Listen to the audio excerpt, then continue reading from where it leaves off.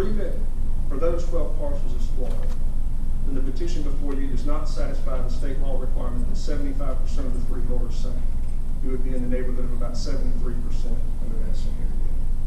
In addition, I mentioned I represent 5 residents in the Blackstock Trace subdivision. Back in 1989, a sewer annexation agreement was signed by the then owner of that 26-acre parcel. In that same agreement, he gave himself and a local attorney the authority to sign on his behalf. The petition before you, and if my math is correct, the Blackstock Trace neighborhood represents 85 freeholders, totaling 17% of the total freeholders before you this evening. I believe the petition is flawed in the event that only one of the 2 people required to sign the petition to bind those agreements to the petition that's before the council has done so, so I believe it's flawed in that respect as well. There are several other issues that were brought before the council when you consider the Eastside annexation proposal. I would say that you have some of those same issues before you tonight, and that is in the sewer annexation agreement, the responsibility for notifying successive owners that that agreement was in place fell on the then owner of the parcel. You have at least 5 properties in the Shannon Forest subdivision where the owner was not notified that this was binding upon the parcel at the time they purchased it. And I think the city has set a precedence in support of that position, and in doing so, I rely upon a letter from the city to Mr. Robert and Pamela Lawrence.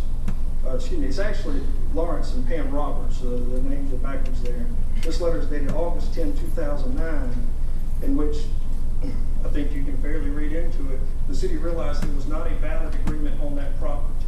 This is the second petition for Westside annexation that has been released.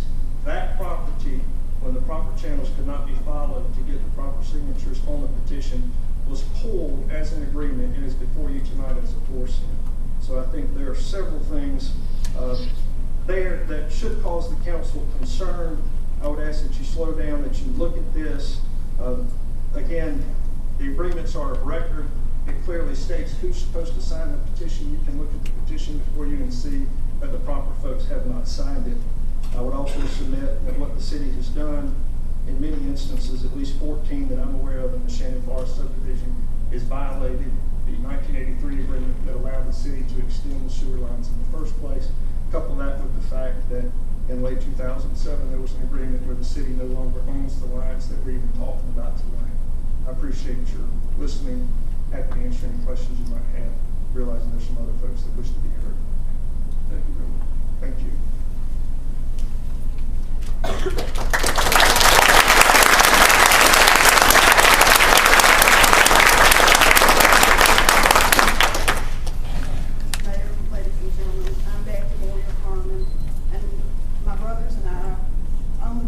Scott just mentioned on Dudley Drive. You all probably know more about Southport Industrial Park than you ever wanted to know via my emails and recent mailings to you. I appreciate you taking the time to look at them. We rent small businesses, and as you know, we're in a recession.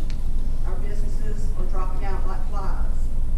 People are closing their businesses. We have more vacancies than we've ever had in our 25-year history. We gear to the small business person. We don't require leases, long-term leases. We go on a month-to-month basis. There's lots of property that's vacant in the city, in the county, that will be annexed into the city, that will force them to relocate into the county. Our tenants are not people that want to get business license, pay taxes. They're just common, everyday working people like ourselves. The timing couldn't be worse, as I said, with the recession and with the economy being what it is. We have, let's say, the highest vacancy rate that we've had, and we only have metal buildings. They have gravel driveways, gravel parking lots. The fire department will not allow anyone to occupy these dwellings or these businesses, so it will not increase your quota for your census. I'm not concerned necessarily with myself or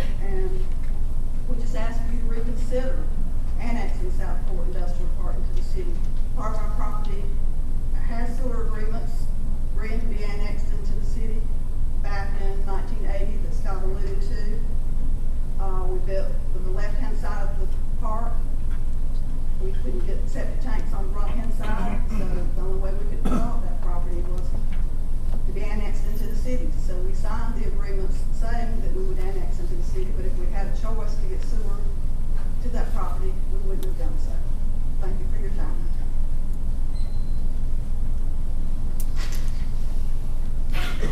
Tom Foster, 259 West Clarney Lake in Moore.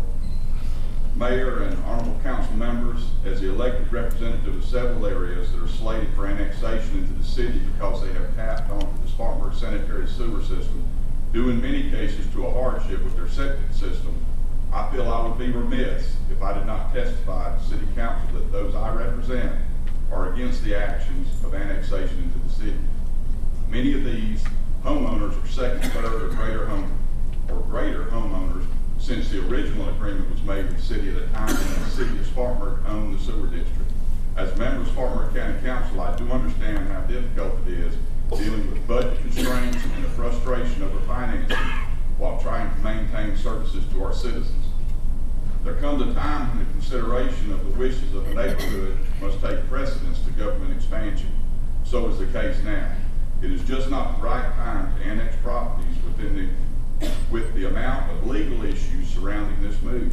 I encourage City Council to reconsider and postpone the annexation of certain Westside properties until the issues on the east side of town, many of the same concerns, are addressed. Annexation laws should be reviewed, and the instrument of sewer service should not be the deciding factor whether a property is annexed into the city limits. And believe me, I do understand where you're coming from, and I appreciate your service to the city of Spartanburg, and I thank